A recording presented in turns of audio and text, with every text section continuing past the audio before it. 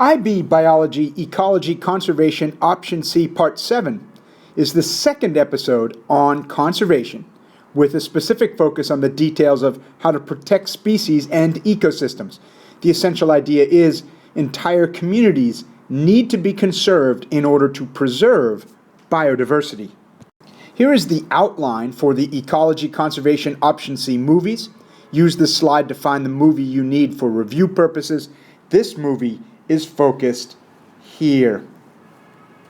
From the Biodiversity Convention of 1992, biodiversity is defined as the variability amongst living organisms from all sources and the ecological complexes of which they are a part.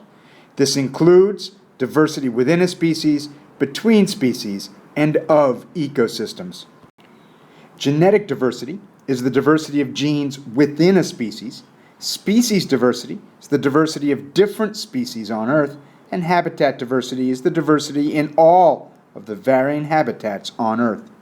As promised at the end of Part 6, here is the IB syllabus statement that kicks off this movie.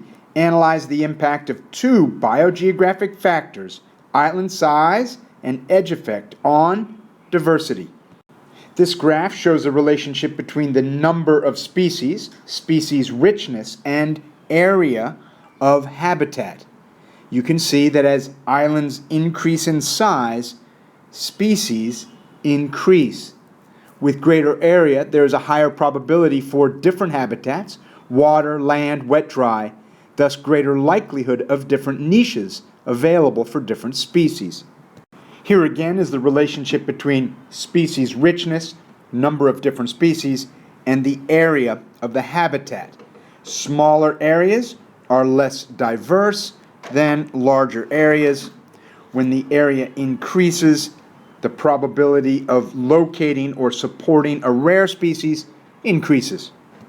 This graph displays the diversity of plants against island size in the Galapagos. You can see that diversity of plants increases as the island size increases. With greater area, there is a higher probability for different habitats, water, land, wet, dry, thus greater likelihood of different niches available for different species. As area increases, the probability of a location supporting a rare species increases. This graph shows the diversity of mammals on continents against area of the continents on the x-axis. You can see that as the area increases, so does the diversity of mammals. If you extrapolate out to a landmass that has the combined area of all the continents, the number of mammal species would be here.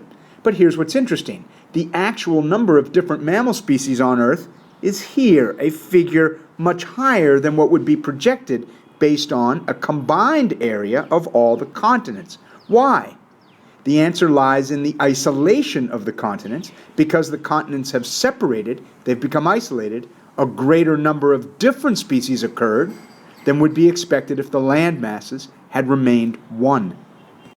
As a product of deforestation, small patches of original habitat are often left standing. This is called fragmentation or islandization. Small areas, as you can imagine, are less diverse than large areas. And the more isolated natural areas are from other wild spaces, the less diverse they are.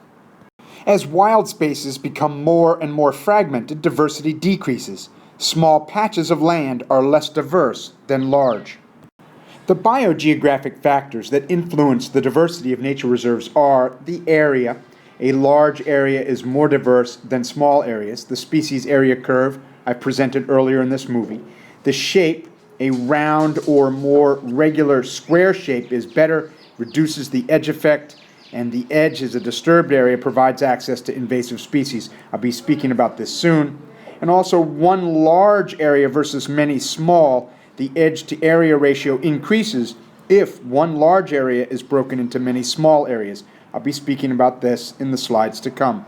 So now let's take a look at the impact of edge effects on diversity. The edge of reserves and parks is a region of vulnerability. More edge equals less diversity. Less edge equals greater diversity. These two patches of land have a high edge to area ratio relative to the main tract of forest here. Given the greater length of edge in both of these patches, disturbance is greater, and species that require deep forest struggle to make a living. The greater the edge, the less diversity. Smaller patches of land will be less diverse relative to the larger, undisturbed tract. In this diagram, I've calculated the edge to area ratio for a small area and an edge to area ratio for a large area. You can see that the larger area has a smaller edge to area ratio. In designing national parks or reserves, the bigger area will have less edge per area, and this increases diversity. The edge is the region where invasive species would have access, where people with cattle might intrude, where the natural ecosystem gives way to humans. Species that require undisturbed ecosystems would struggle to make a living near the edge. By making our parks larger, edge is reduced and the diversity is increased. A round shape or nearly square shape relative to any other shape reduces the edge to area ratio.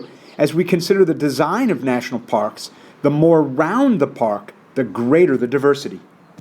This diagram looks at the impact of shape on the edge to area ratio. In this diagram, you can see two shapes of equal area. But if you sum the edges or calculate the perimeter, the shape with the greatest edge is the long, slender shape. A round or more square shape reduces the edge area ratio relative to the long, slender shape. As a note, conservationists will take any park of any size or shape, but if you have the choice in design, large, round parks best serve species and ecosystems. In this diagram, one large area of 5,000 square kilometers is compared with 5 smaller areas that have the same total area. Hopefully you could analyze the edge to area ratio of these two scenarios. The edge to area ratio is much higher with the 5 small areas, thus diversity would be less. One large area is more diverse than many smaller areas because the edge to area ratio is smaller. Here are the 3 biogeographic factors that I've already covered so far in this movie. Here are 2 additional biogeographic factors that I'll cover in the slides to come. Proximity to other reserves or corridors.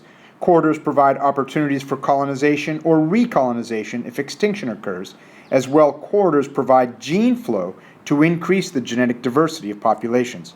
And lastly, clear design. In the design of national parks, a core is an unvisited area that is really a sanctuary for the wild species. Buffer Zone 1, research only.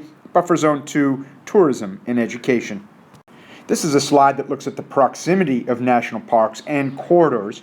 It shows 3 parks. These 2 are close. The shorter the distance that exists between parks, the better for the possibility of gene flow.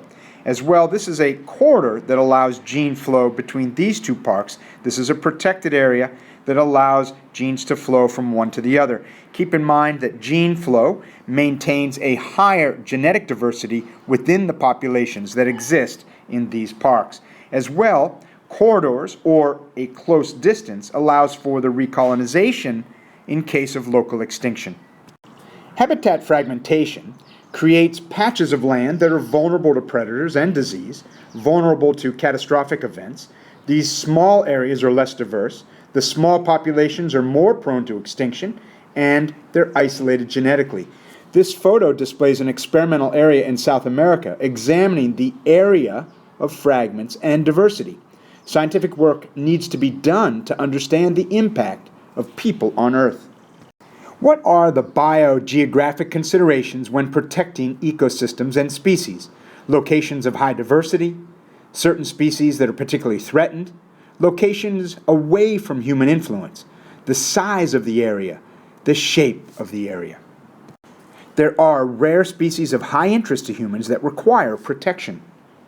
Here is a list of existing national parks ranked by size. These are not the top 10 national parks by size, but as well-known locations, I felt looking at the size of some of the world's protected areas would give you a sense of the range and scale of our protected areas. Remember, all else being equal, Large areas are more diverse than small ones. And that brings us to our next IB syllabus statement. Define the term in situ. In situ is defined as situated in the original, natural, or existing place or position. In situ conservation means that the conservation activities occur where the species naturally lives in the wild. In situ conservation may require active management of nature reserves or national parks. The IB syllabus statement demands some understanding of national parks. Already, you should have some sense of various biogeographic factors. Costa Rica has 25% of the country under some form of protection. This is the largest percentage of any country in the world. Notice the parks vary in size and shape. Some of the parks are located close together, which serves to maintain gene flow among the isolated populations. Species in isolated parks suffer from low genetic diversity. This map displays the national parks in the lower 48 states of the United States. Notice those parks that are large. Notice those parks that are more round, square than others. And what criteria were used to determine the national park designation? Beauty? Threatened habitat? Recreation? What should the criteria be? Now remember, creating national parks that protect species is in situ conservation. Kanha National Park in Madhya Pradesh, India is 1,100 square kilometers and it protects tigers among other species. Notice the round oval shape. This reduces the edge-area ratio. Should tigers be protected? Based on what criteria? Kanha National Park is smaller than the Grand Canyon National Park, Everglades, and Yellowstone. Is Kanha large enough to support a healthy tiger population? Maybe, but maybe it's the best that India can do given a population of more than 1 billion people. Remember that national parks represent in situ conservation. This is a map of Madhya Pradesh, India, showing the location of 5 national parks, all of which support tigers. Are these parks large enough to support healthy tiger populations? Are the parks close enough to allow gene flow? Are there corridors between the parks? There is talk of a corridor between Pench and Kanha, but India is a land of 1.3 billion people. These 5 parks are islands in a sea of people. Remember, creating national parks to protect species or ecosystems is an example of in situ conservation. We're looking at Shenandoah National Park here. It's a relatively small park with a long, slender shape following the spine of the Appalachian Mountains. The geography of the mountains has determined the shape of the park. Shenandoah has a high edge-to-area ratio, but it's the shape of the mountain range that determines the shape of the park. While reducing the edge is ideal, people do the best they can to protect species and ecosystems. If a park or reserve must be long and slender due to various constraints, so be it. Conservationists would happily applaud the setting aside of land anywhere, anyhow, no matter its size or shape. Remember, creating national parks is an example of in situ conservation. Mountain chains and barrier reefs seen here, by virtue of geography, results in reserves, protected areas with long, slender shapes. The Great Barrier Reef is a very large national park, but has a very high edge-to-area ratio because of its shape. The park's shape results from its geography as a long, slender structure running parallel to the coastline.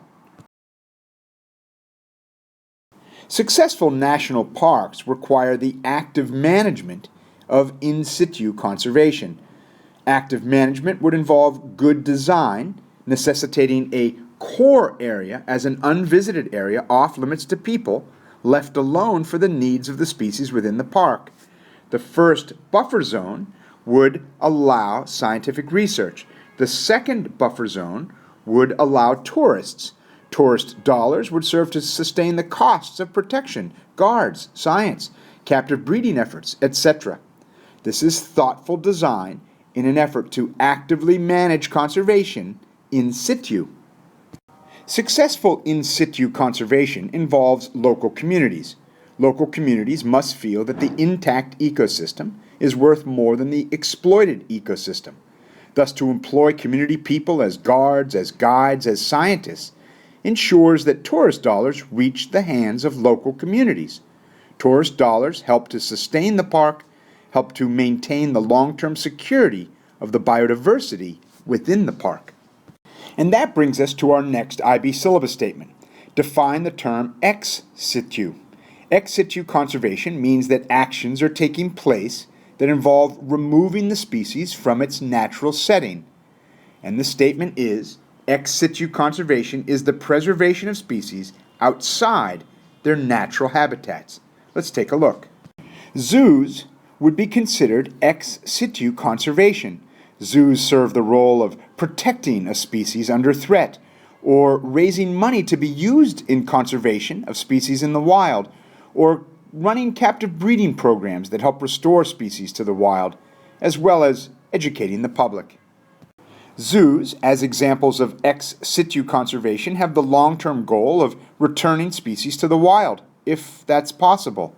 Often, it's not possible to return a species to its original habitat because the habitat has been degraded or is gone entirely. The Arabian Oryx, seen here on the left, was once extinct in the wild, and it's been returned to the wild through captive breeding programs. Captive breeding programs are examples of ex situ conservation. In 1985, there were 29 California condors left in the wild. That's it, 29. Then all animals were removed from the wild in an attempt to increase their numbers before the species went extinct entirely. Through careful captive breeding techniques, ex situ conservation, the population was increased to over 400 birds today, and the species has been reintroduced to the wild. The focus on a single species such as this is very expensive. Over here on the right, we have an image of a condor chick being fed by a puppet, resembling the mother condor. The controlled condition of the zoo allows for the possibility of using techniques such as artificial insemination. As well, it allows for techniques of crossbreeding, keeping the genetic diversity of the population as high as possible. Keep in mind that all of these techniques are examples of ex situ conservation. Remember that zoos are in the business of educating the public, protecting a species under threat, and raising money to be used in conservation efforts in the wild. And one last idea as you consider ex situ conservation. Consider seed banks that store the genetic diversity of the world's plants. Is a seed bank worth the cost? Who pays the cost? And that brings us to the end of IB Bio Ecology Conservation Option C, Part 7.